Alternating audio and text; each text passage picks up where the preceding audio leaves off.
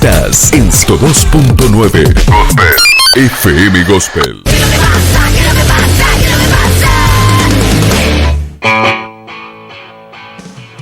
La información en estado puro y la opinión de gente que sabe. Gospel 102.9. Gente que se informa. GPS de Noticias se detiene en este segmento para compartir información específica. Una temática, 1000 preguntas y la persona idónea para responderlas. GPS de Noticias. Y en este nuevo bloque de GPS de Noticias vamos a darle la bienvenida a la columna ¿Qué es lo que pasa? Gaby con, por supuesto, Gabriel Marclé, nuestro periodista amigo. ¿Cómo estás, Gaby? Buenas tardes. Hola, Gaby. ¿Cómo estás? ¿Cómo estás? Excelente. ¿Ustedes? Bien, bárbaro, estamos acá. Genial. Me fue como irónico eso. No sabés, de carcajadas estamos. Me alegro y está buena la vibra que transmiten. Vengo yo a traérselas abajo. No. Como siempre. Bueno. Vamos a tratar. Hay días que estoy un poco más pum para arriba y otros días que estoy un poco más pum para abajo. Es que existe esa cuestión. Pero en realidad tiene que ver un poco con el peso de las informaciones y de los datos que pasan por esta columna, que a veces intentamos nosotros sean un poco más relajados, de juernes, como dicen ustedes, y hay veces que, bueno, hay una realidad con la cual uno no puede combatir, no alcanza con el paraguas, y ya directamente hay que enfrentarla con el rompeviento como viene. Y a eso justamente quería referirme hoy, una problemática que también pido disculpas por anticipado a la compañera Julieta Fernández, que está a cargo de las columnas sobre género, porque bueno, hoy voy a referirme a una cuestión que tiene una perspectiva vinculada obviamente al género, en la lucha de las mujeres, pero que también tiene que ver con una situación institucional de la que ha sido muy difícil librarse a lo largo de los años, que se ha, profundizado muchísimo podría decirse, en las últimas 2 o 3 décadas, pero que, bueno, hoy sigue siendo una realidad realmente preocupante y que tiene que ver con, justamente, la violencia de género o la violencia familiar, donde los agresores, en estos casos, son integrantes de la fuerza de policía. Y se me ocurre hablar de esto porque en realidad tendríamos que hablar de esto bastante más seguido, ¿no? No solamente cuando acontecen situaciones como la que se dio hace algunos días, con una situación que justamente tuvo a una víctima fatal, una mujer, víctima de un femicidio, y que, quien perpetró ese acto fue un agente de la policía de la provincia de Córdoba.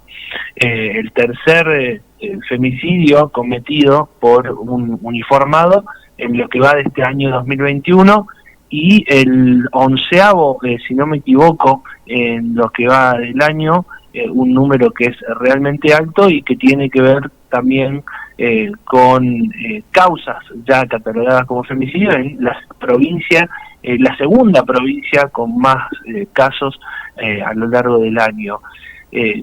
Quiero hablar específicamente de esto porque también lo vinculo a un hecho que tiempo atrás me comentaba incluso un integrante de la fuerza policial, que obviamente siempre lo hacen con mucho cuidado y sabiendo de que cualquier testimonio que salga desde allí rápidamente es rebatido, primero por la estructura informativa, el blindaje y también por los castigos que se producen internamente y que después no se llegan a difundir. Bueno, por ese miedo el policía me decía, la verdad yo no puedo hablar, pero te voy a decir que situaciones como la que se vivió en Córdoba han ocurrido en Río Cuarto, y también, obviamente hay una situación potencial constantemente, porque son muchos los agentes de policía que hoy están o en tareas no operativas, como se les llama, que, no tienen el arma a disposición, pero pueden realizar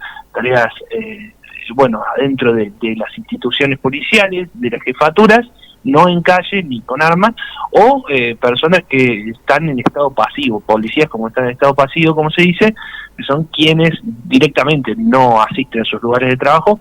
Ninguno de los casos dejan de cobrar el sueldo. En ambos de las situaciones no pueden ascender, pero son situaciones bastante llamativas y particulares porque, bueno, como le decía, este policía se me acercó para decirme que había agentes que están en tareas no administrativas, que están cursando una investigación por violencia familiar o violencia de género en perjuicio de sus seres queridos, y que sin embargo se podían permitir salir a la calle en lo que fue una movida de la policía de Córdoba durante la pandemia para asistir, para estar más cercanos a los vecinos. Bueno, quienes estaban más cercanos a los vecinos en ese momento eran justamente personas que no estaban del todo, digamos, cerradas y solucionadas sus situaciones judiciales. Para decir verdad, justicia todavía no se había expedido en muchos de esos casos, es decir, todavía permanecían imputados por hechos de violencia de género o violencia familiar. Hablando también con algunos abogados, me comentaban que no solamente hay agentes que están en situación por estos delitos, sino también incluso por abuso sexual intrafamiliar. No vamos a hablar de nombres y tampoco vamos a decir que toda la policía está manchada por estas situaciones, pero creo que es preciso hablar de que existen estos casos, de que es necesario reconocerlos y que, bueno, es necesario también darle fuerza e impulso a algunas iniciativas que surgen. Por ejemplo, incluso uno critica mucho a la comunidad política por momentos, ¿no?, de que se hace o no se hace en torno a diferentes problemáticas.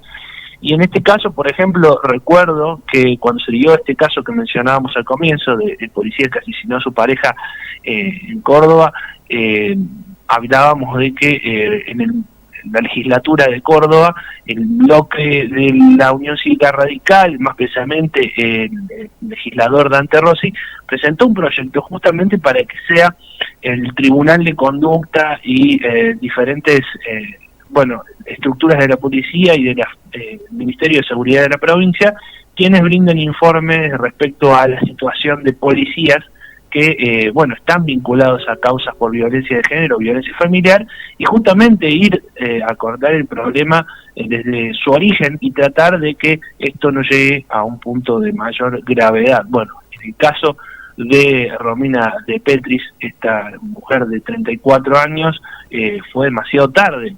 Su pareja, policía, Ezequiel Seguía, se quitó la vida después de cometer el hecho. O sea, estamos hablando de 2 vidas que se perdieron por una situación que es muy difícil de tratar, es muy compleja de abordar, pero que obviamente tampoco tiene directamente un anclaje desde lo institucional para justamente, luchar para que no se llegue a este punto. Hay una situación que a mí me llama muchísimo la atención y que tiene que ver, por ejemplo, con que ya casi desde hace un año la jefatura de la policía de la provincia de Córdoba está a cargo de una mujer, Liliana Zárate Belletti, ¿no? Uno dice, a partir de esta presencia femenina en una jefatura policial puede haber cambios realmente paradigmáticos en la forma de abordar los casos de género. Y si me permiten decirlo, esto va por mi parte y por mi análisis, y también basándome en testimonios que voy recopilando. Muy poco se ha hecho para mejorar la situación de la violencia dentro de la institución de la institución policial, y que tiene, recordemos, a policías como agresores o acusados, denunciados e incluso imputados en situaciones de violencia de género y violencia familiar. Muchas veces las personas o las mujeres que son víctimas de este hecho de violencia son incluso forman parte de la fuerza policial, porque hay parejas que se conforman dentro de la misma institución. Lo que se toma como protocolo en esas situaciones no es solamente investigar y pasar a situación pasiva al agresor, sino también a la víctima, y eso es llamativo. Un proyecto que hay dentro de la legislatura también para cambiar esto, y no se ha logrado, no se ha conseguido, así que estamos llevando 2 instancias de problema en esa situación. Pero vuelvo a decirlo, la cúpula policial en cuestiones de género todavía no ha dado un paso clave, un paso adelante, más allá de la inclusión de una mujer ya en este cargo, Y déjenme decirle otra cosa más, porque la pata importante dentro de la institución policial a la hora de decir quién debería o quién no debería estar en las calles luego de estar vinculado a este hecho, es el Tribunal de Conducta de Fuerza Policial y Penitenciaria, que desde hace algún tiempo lo que me comentan es que está prácticamente en estado de anomia, porque quien estaba a cargo de esto, Ana Becerra, a comienzos de año fue imputada por abuso de autoridad en la causa Blas Correa. Recordarán ustedes el joven menor de edad baleado luego de una persecución policial. Quien lo baleó, el policía que lo baleó, es alguien que no debería haber estado allí, o por lo menos no desde lo que es un planteo judicial previo, alguien que estaba vinculado a una causa de encubrimiento por un violador serial en una localidad cordobesa, y que sin embargo, la policía había evaluado, el Tribunal de Conducta precisamente había evaluado que esta persona tenía que estar en la calle cumpliendo tareas. Digo, es una situación que no tiene que ver con violencia familiar, pero que sí tiene que ver con llegar antes al problema y de quienes nos están representando a nosotros como población y protegiéndonos en las calles. Yo creo que desde allí tenemos que plantearnos múltiples cuestiones que tienen obviamente que ver con el género, con el trabajo que se hace dentro de la institución policial para, que ya sabemos, obviamente es una de las principales los principales ejemplos de violencia institucional y violencia patriarcal hacia adentro de las instituciones, o mujeres que incluso han llegado a salir de la institución víctimas de abusos dentro de las fuerzas policiales. Son muchísimos los casos, muchísimos los ejemplos que se pueden tratar a la hora de hablar de la violencia contra la mujer y hacia la mujer en fuerzas policiales.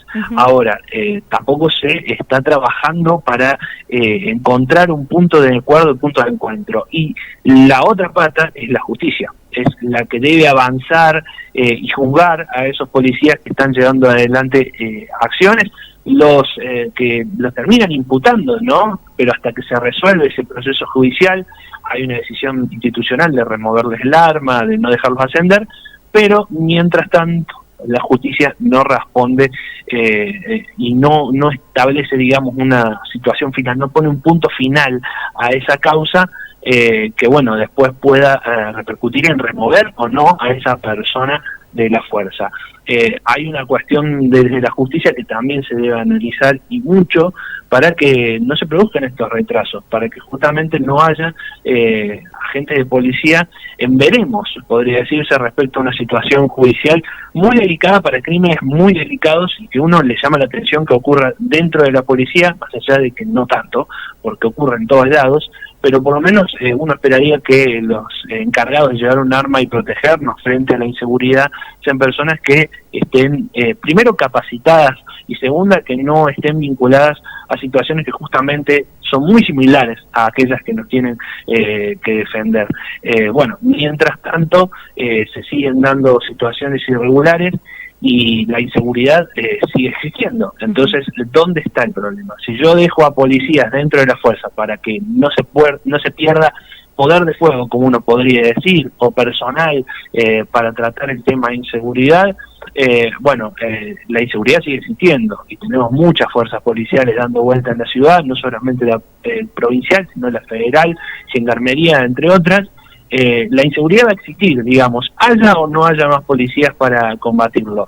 Hacia adentro de las fuerzas uno esperaría que aquellos hechos violentos de inseguridad que uno denuncia hacia afuera también se denuncien hacia adentro y que tengan el mismo tenor de actuación que tienen hacia afuera, por ejemplo, con algún vecino de los barrios populares o con incluso alguien que haya estado acusado por un crimen realmente grave, como puede ser la violencia de género hacia la mujer, incluso en los sectores más pudientes de nuestra población.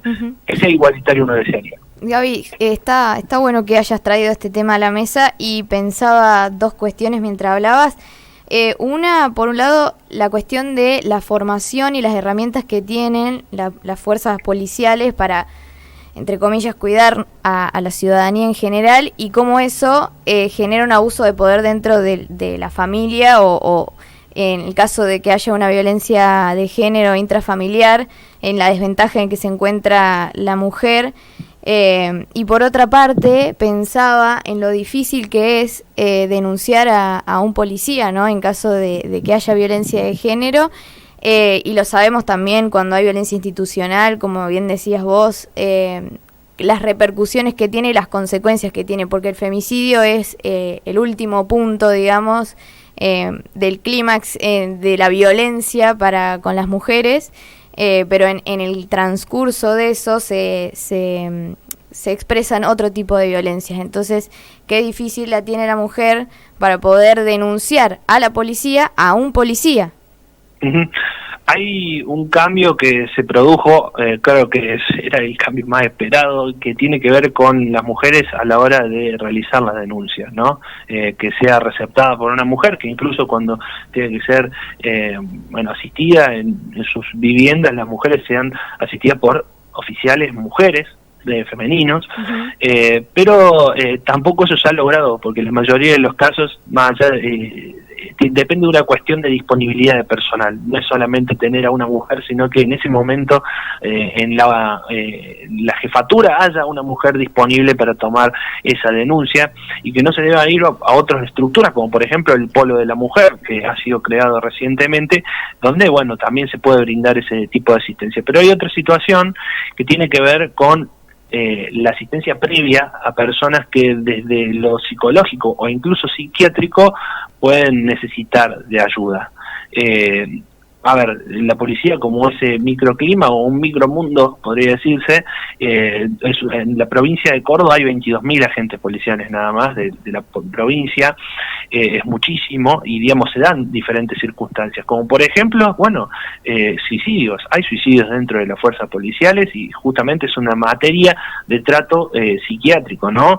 Pero también puede ser la misma violencia, ¿no? En cuanto a las situaciones psicológicas que intervienen en una situación así, que podrían advertirse previa. Bueno, lo que les digo es que hoy, por lo que me comentaban desde la misma fuerza policial aquí en Río Cuarto, hay un gabinete psicológico que trabaja estos temas, pero si no son solicitados por las personas o por los agentes policiales, los efectivos, no se hace un encuentro protocolar, digamos. Por ejemplo, yo tengo una situación de violencia en mi casa, por protocolo no hay un accionar directo de un gabinete psicológico. Por ejemplo, si yo voy a asistir a un accidente de tránsito donde hay 5 muertos, donde puede darse una situación traumática por la imagen, no hay un accionar protocolar de un gabinete psicológico actuando en eso. Entonces, son diferentes elementos que uno ve, no están ordenados o no están coordinados de la manera que uno esperaría para evitar problemáticas.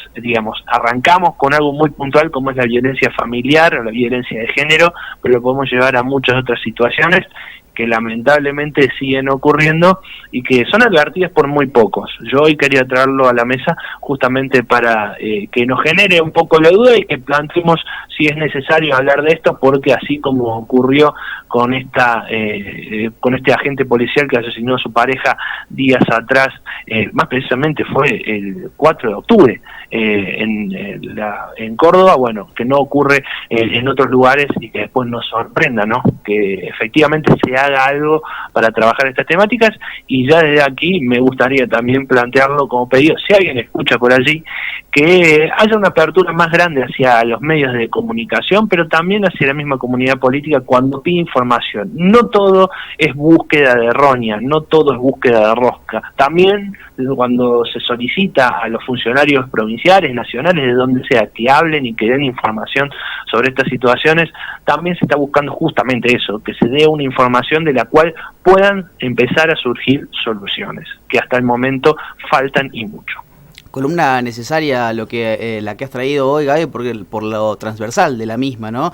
Hablamos de Poder Judicial, de la inacción del mismo cuando hay que abordar casos dentro de las fuerzas policiales, y también cuando hay que abordar casos en general. Se sabe que hay una inacción flagrante del Poder Judicial en general, pero también cuando hay que tratar temas respecto de la violencia de género, recién lo mencionabas también, ya no desde el Poder Judicial, sino desde la policía, lo difícil que es que te tomen en serio una denuncia por violencia, que después el Poder Judicial haga algo con eso precisamente, y también una mirada, lo que respecta de las urgencias, ¿no? De lo que mencionabas recién, la urgencia de tener gente en la calle, ¿no? Esto se puede hablar de la escasa formación que tienen en general las fuerzas de la policía, donde en menos de 24 meses ya están dispuestos con un arma en la calle, con una formación que, bueno, es al menos dudosa, ¿no? ¿Cómo alguien en 24 meses va a tener un arma dispuesta para hacer lo que quiera? Porque hay también... Antes era menos incluso. Era menos. Muy poco, hasta hace muy poco, no recuerdo bien el tiempo, pero le puedo decir, no más de 2 años, el tiempo de formación era incluso menor, era de 9 a 11 meses. Bueno, Zárate Belletti fue el que cambió. El primer claro, porque que tuvo. Incluso ella era la que estaba a cargo de la formación de los integrantes de la fuerza policial y era la jefa de cada una de las órdenes impartidas desde la formación policial, y una vez que ingresó al cargo realizó ese cambio que uno creía necesario, pero hasta al momento uno lo ve hasta insuficiente, ¿no? Como lo digo, hay una situación de inseguridad muy grande, todos queremos soluciones por la inseguridad y esas soluciones aparentemente no pueden llegar sin personal. Y bueno, quizá allí está el límite que encuentra la justicia a la hora de ver si avanzar o no en situaciones como las que planteamos en esta columna, ¿no? Si yo tiro para atrás a un agente que está investigado por eso, estoy dejando a la fuerza policial con uno menos para combatir el principal flagelo, lo que la gente plantea como la problemática más importante a tratar en días como estos. Bueno, y tendrá que ver también para el tema de otras columnas, la mirada casi exclusivamente punitivista que hay para tratar la inseguridad, ¿no? Como si saliera de un repollo el hecho de que haya gente en la calle delinquiendo. Pero bueno, será materia de otras columnas. Mientras tanto, Gaby, hoy tenemos a partir de las 21 Perfil Legislativo con una invitada de lujo. Sí, así es. Cruzamos los dedos que se den las comunicaciones telefónicas. Ya con esto se van a enojar a decir la quemaste, ya acabas de mufar la nota. No, pero no, es una cuestión real. Lo técnico por allí a veces lo supera, pero si todo sale como viene saliendo hasta el momento, hoy la vamos a tener a la presidenta del Propuesta Republicana, el partido amarillo, como le dicen, Patricia Bullrich. Va a estar hoy en Perfil Legislativo. Alguien que no está necesariamente candidato, pero que tiene puestos muchas fichas en este proceso que se va a dar en las elecciones generales del mes de noviembre, así que vamos a estar hablando un poco de todo con ella, si es posible, si nos acompaña en el análisis de este entramado bastante llamativo que se está dando en la estructura política, en el tablero nacional, así que vamos a hablar un poco de todo, seguramente con la ex ministra de Seguridad de la Nación. Te escuchamos. Perfecto, hoy a las Gaby. 21, Gaby, contigo, con Franco Correa, con Cristian Boutier también y con la invitada de hoy, Patricia Bullrich. Muchos éxitos y bueno, que tengas un buen fin de semana largo. Igualmente para ustedes, chicos. Pásenla bien, descansen, desestresen. Igual vos. Y sáquense todas las cargas de la espalda y disfruten. Gracias, Gaby. Abrazo, Gaby. Nos vemos Hasta pronto. luego.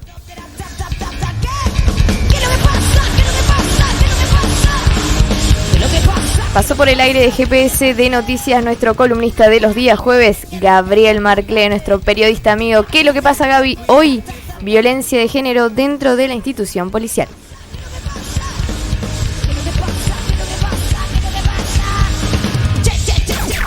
...102.9 Gospel, gente que se informa.